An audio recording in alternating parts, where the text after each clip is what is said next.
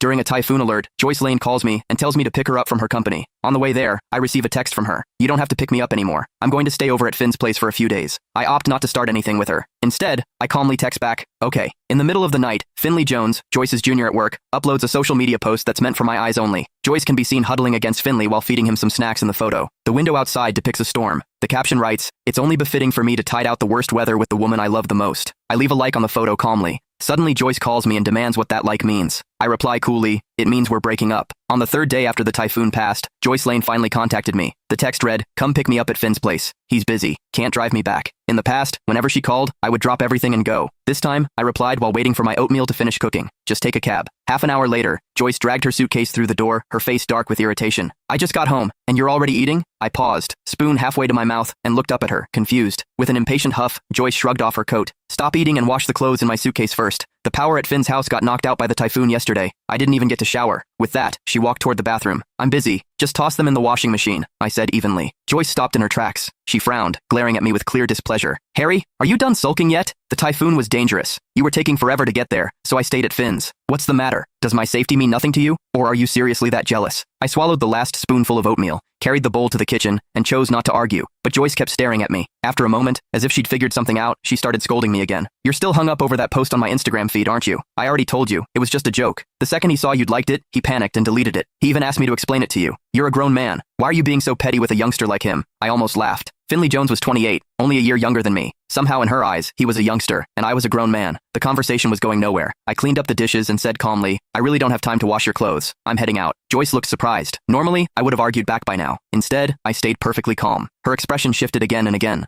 Just as I stepped out of the living room, she suddenly walked up and kissed me. "There. Happy now?" Joyce shot me a proud, almost smug look, as if my emotions were entirely under her control. I instinctively pushed her away. A wave of nausea hit me. Even when Joyce was in the wrong, Joyce had never stooped to this, never tried to coax me with a kiss. Yet here she was, doing it for Finley's sake. Judging by the looks of it, whatever could have happened between them in those 3 days probably did. I casually wiped my face and headed to the door to change my shoes. Joyce stared at me in disbelief. "Harry, what's that supposed to mean? Are you disgusted with me?" "No," I replied, "just a bit of a germaphobe." Joyce was just about to lose her temper when my phone rang. My rideshare had arrived downstairs. Seeing me about to leave, she suddenly grabbed my arm. Her expression turned strangely flustered. "What's gotten into you today? Where are you going?" "Work." Joyce heaved a sigh of relief and said with a cold expression, "Cancel the ride. I'll drive you." Her car was a gift from me, yet she rarely ever let me ride in it. This sudden display of consideration was unprecedented. I was about to refuse, but she had already grabbed the keys from the entryway and walked ahead. Typical of her, she strode ahead with her usual assertiveness. Left with no choice, I canceled the ride and followed her downstairs. The moment I sat in the passenger seat, I noticed an animation sticker stuck to the dashboard. It read, "Boyfriend's exclusive seat." Joyce had always been meticulous, and she hated unnecessary decorations in her car. It was obvious who had stuck the sticker there.